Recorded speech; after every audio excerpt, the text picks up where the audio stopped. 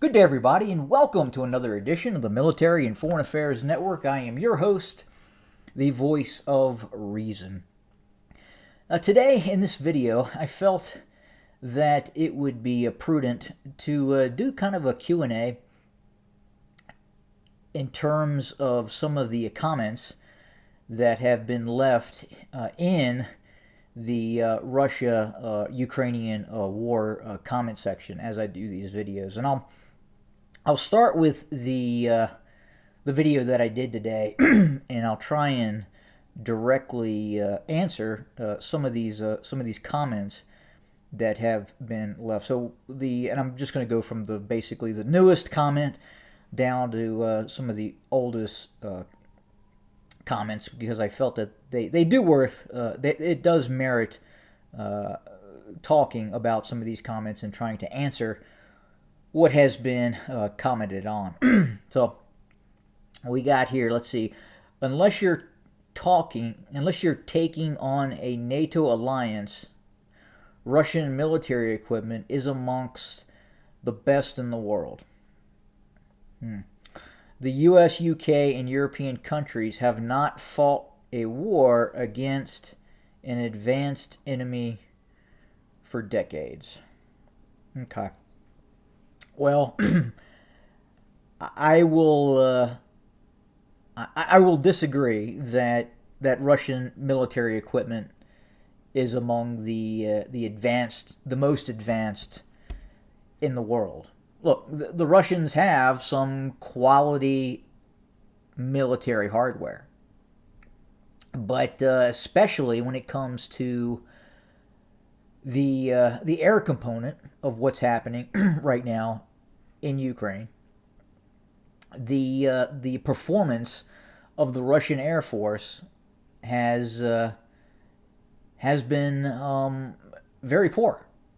It has not done very well at all. And we're finding out some things, and the Russians are finding out some things about its own Air Force, both in terms of technology and even the qualitative training of pilots as well. And again, kind of back to Russian military equipment, I've had experience with Russian T-72s, and I can tell you that, boy, if I was a Russian tanker, based on what I know about Russian tanks. And look, you look at the Russian T-80, T-90, T-72. Now, a lot of the T-72B3s are actually more advanced than some of the older T-80s, which would essentially even be a newer tank in some cases. They've just been upgraded. But even those T-72B3Ms,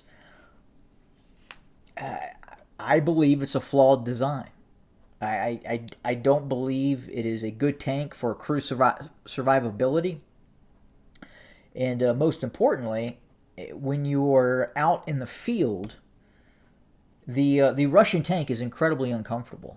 As a armored crew member, you spend a lot of time on your vehicle. And I can tell you the T-72, T-80 variants, T-90 variants are, again, not at all comfortable.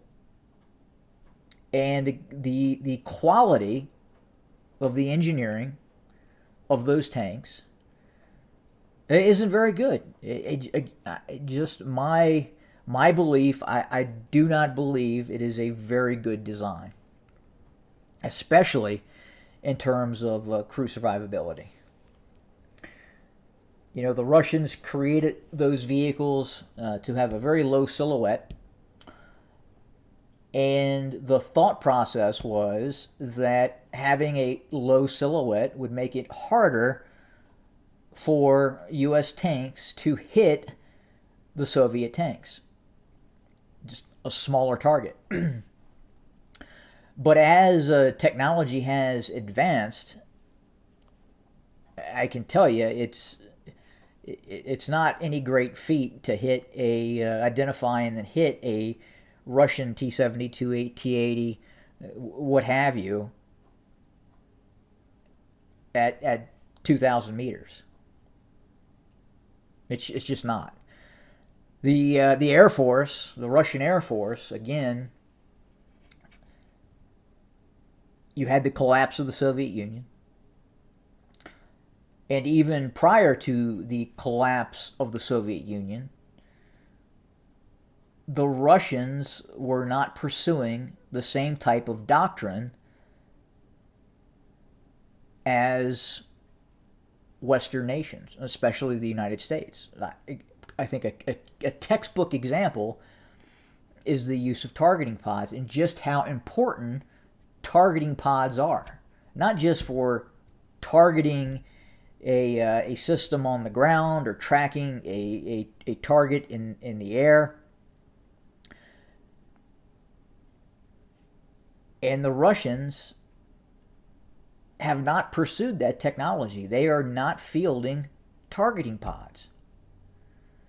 So I think when we see the lack of Russian ability to conduct interdiction operations, especially over the dozen or so bridges that cross the Dnieper River, I mean, right now would be a crucial component of this war for the Russians to interdict Ukrainian supply and these combat brigades that are moving into the eastern Donbass on the eastern side of the Dnieper River.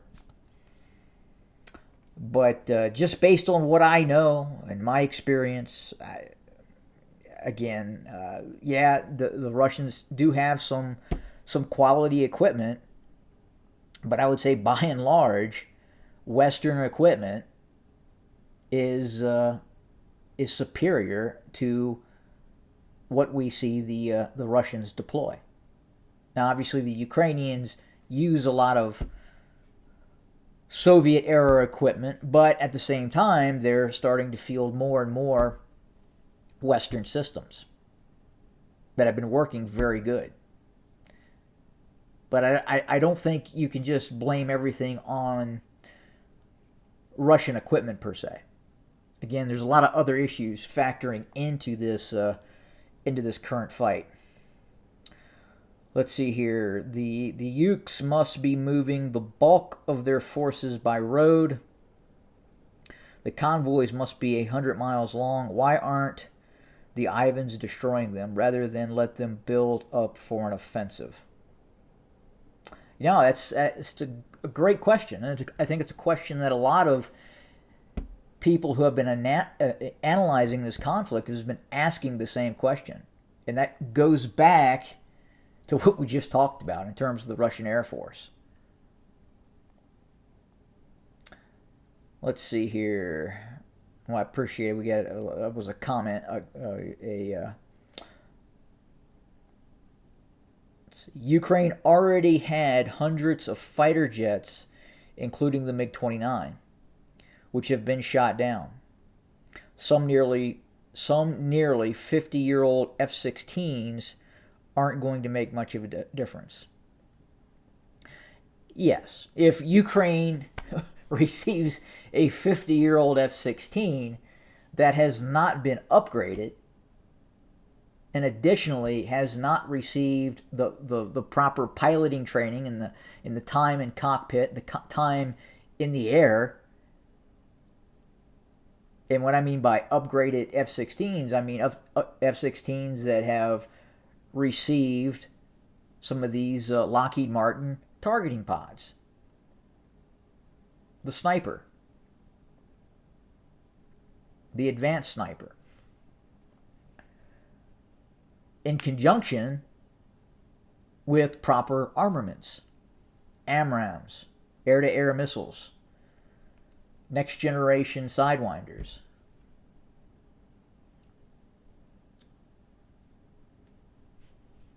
JDAMs, Mavericks.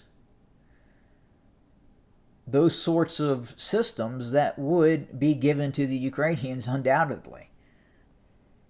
Those are the systems, and no, not a 50-year-old F-16, but a upgraded F-16 with better radars, better quality radars than what the Russians are deploying. Let's see, you still didn't explain why late summer. So hundreds of thousands of mobilized troops and volunteers and whatnot will just sit idle until then. They get paid in full as well. I also don't agree about Russian air power. They just have been holding it back. Even U.S. admits they're about 60 to 70 down so far. They have thousands. Also, giving new airplanes to Ukraine, wouldn't that be a major escalation? Colonel McGregor thinks there will be a major offensive this winter. We'll see. Yeah. So first, the Russians have mobilized in excess of 300,000 personnel. Look, you have to train those troops. You have to condition those troops. You can send some of those units, depending on the experience that some of these individuals have had in the past, their prior military experience. Yeah, possibly they could help fill out losses in some existing units. But it's more complicated than that.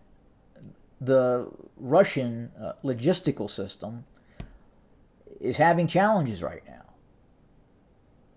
And part of that is because of the losses it has taken in the ongoing conflict.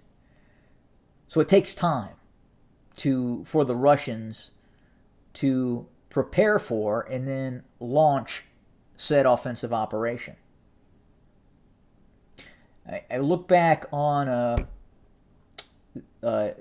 D-Day. Read the book, great book, A Band of Brothers,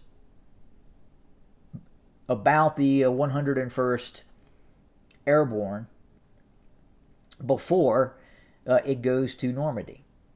So they trained for 6 months. And, many of these soldiers had no combat experience prior to joining the 101st Airborne Division, going to Georgia, training, getting airborne qualified. So that was 6 months. Then from there, they went to England and trained for, I believe, another better part of a year, if I'm not mistaken.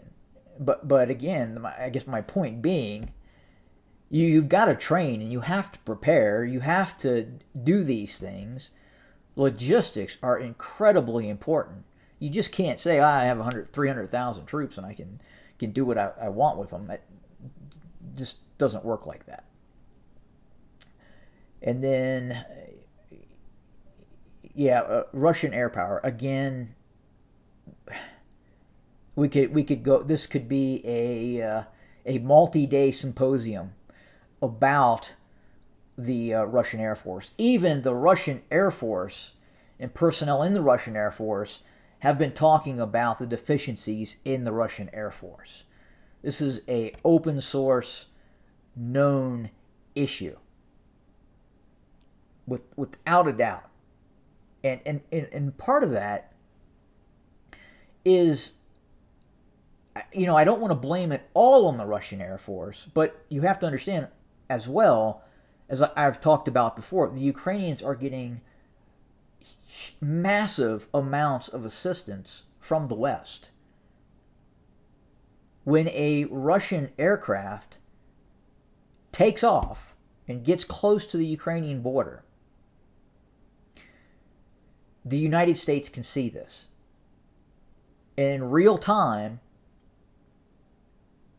that information is being handed over to the Ukrainians. My guess is that this war, in terms of the Ukrainian side, is probably not even being fought in Kiev or someplace in Ukraine.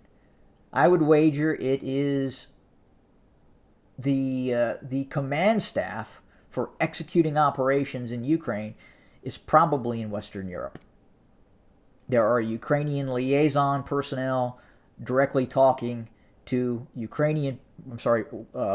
NATO personnel, and it is a joint effort between the United States, NATO, and the Ukrainians. Outside of direct boots on the ground, actual U.S. combat division, actual U.S. aircraft over Ukrainian airspace, and I believe there are U.S. aircraft over Ukrainian airspace. F-22s, F-35s. So again, it's just not that the Russians are fighting the Ukrainians and are having these issues with its Air Force. Again, essentially the Russians are fighting a military from the future, not from the Ukrainian side, but the assistance with the United States. Let's see. Yuki Air Force, that sounds expensive. I'm sure overlords will bring out the digital currency by then. Bye-bye freedoms. Yeah. Let's see. No, there's no case in history where an aerial terror campaign made the public protest against their government and demanded they sue for peace. In every case, it hardened their resolve instead. Yeah, I agree with that to an extent, but again, I believe we're in a different time period now. And I don't believe you can take those case histories, those prior examples, maybe World War II, what have you, and apply those to this conflict in certain instances. Lots of Ukrainian resistance fighters in Melitopol as well. They can cause havoc. Yeah, I would probably agree with that.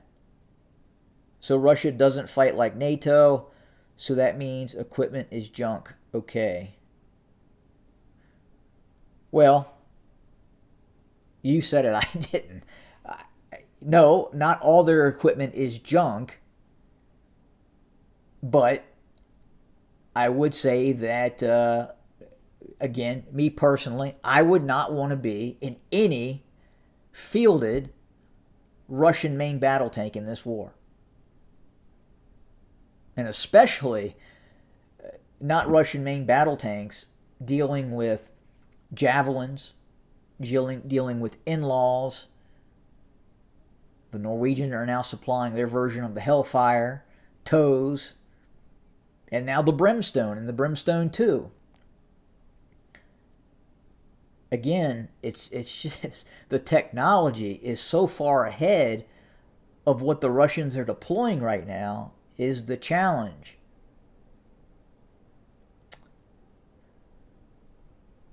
Let's see, what else do we have? So that's about it on some of these latest comments. Let's see if I can find some more here.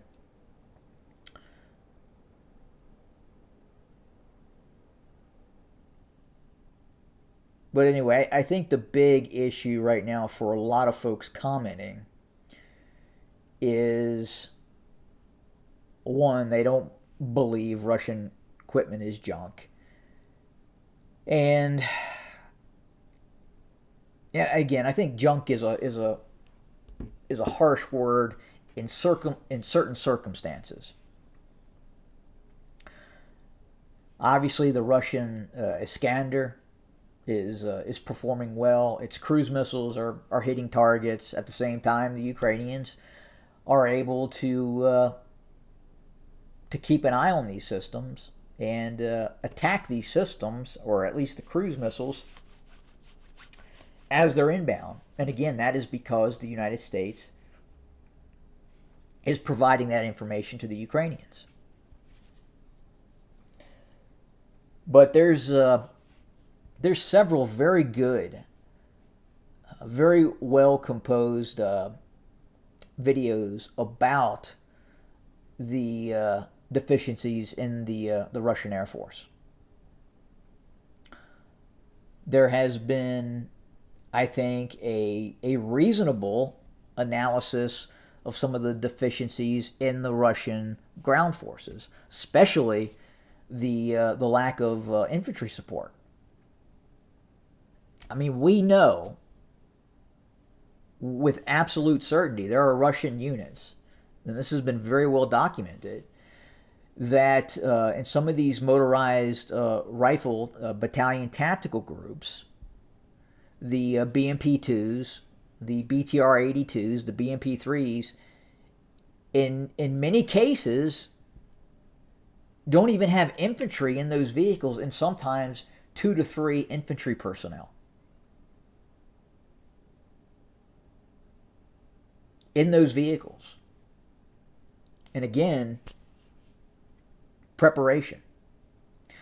The comments that the documentation by Russian troops, certain Russian troops, these are line units, stating that they had no idea that they were going to be invading Ukraine, or they were not properly prepared for the amount of resistance that they were going to see in Ukraine. Look, at the very beginning of this, if you go back to the early stage videos of the content I was creating, and I was talking, I was like, look, this is going to be a messy, brutal conflict, especially if the Russians do what they did. That's go after Kiev. That's this multi-pronged operation designed to basically take down Ukraine, take down the Ukrainian government, going after Kiev, coming through Chernihiv, going after Kharkov, up through the Crimea, towards Odessa, towards Zaporizhia. I mean, this was the full-on Red Arrow operation, man. And I just, you know, you can clearly see, in all probability, individuals at the lower levels of the Russian military were not articulating the state of the Russian military to the guys in the Kremlin. Because, again, this has not gone well. I mean, this operation for the Russians, I am just being honest. And it's how I see it. And it's how I see it based on data points and information. This is going about as bad for the Russians as any worst case scenario. Now, let me pause there for a second. Does that mean that the Russians are going to lose this war? That they are not going to be able to meet revised military objectives? No. I'm not saying that either. Again, if we go back and we look at history, and just as I've said before, you can't always apply certain aspects of history to the modern era. You can apply some things. If the Russians fully mobilize and treat this as an all-out war, then yes, they could turn this around. Now, the Air Force, when I say that we have not seen the full capabilities of the Russian Air Force, let me explain that a little bit, because I think that's worth me trying to explain. I think we have seen the best the Russians can do at interdiction. I think if the Russians could stop or could have stopped the Ukrainians from supplying its forces in the eastern Donbass, they would have done it. So they're not holding anything back in terms of interdiction. Look, the United States handing over information, the real time handing over of information to the Ukrainians within the air domain is pivotal in this conflict. And the Ukrainians have now both their own Soviet era and some more upgraded systems, S-300s, books, what have you. But now they are also getting systems from the West as well. And they're able to effectively use those systems because the Russian Air Force is just not performing, especially in terms of suppression of enemy air defenses. It's seed operations. Very, very rough time for the Russians in that regard. Interdiction, and that component of interdiction is being affected by the Ukrainian air defenses and the inability of the Russians to suppress those air defenses. Now, we haven't seen, as far as the Russians are concerned, the kinetic use of air power that could possibly crush the Ukrainians' will to fight. I think the jury is out on that because it hasn't been done yet. We haven't seen operations such as the types of operations that were used during World War II against the Germans and the Japanese in this conflict. Not even close to it. And the Russians could resort to that in the future. No, we have not seen them carpet bomb Kiev. But at the same time, we have not seen the Russians go after some targets in Kiev as well. And I don't really have an answer for why they're not hitting some of the target sets that they're not hitting. And I think a lot of people are kind of scratching their head in that regard. But yeah, in closure, I mean, again, the real issue for the Russians,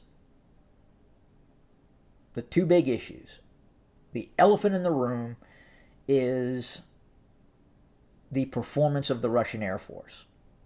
I think this would look differently if the Russian Air Force would have performed better. And there are a lot of causes, not just one cause. It's technology, it's training, it's lack of information, it's doctrine that have kind of gotten the Russians where they're at right now. So I would say the Russian Air Force, in all probability, has the most work to do of any of its armed services. The Russian Army. Yes, it is glaringly apparent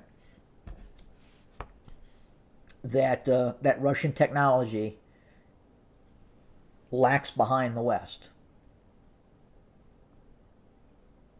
The tanks, the armored infantry fighting vehicles, the BMP-2, the T-72, T-72 variants, upgraded variants included,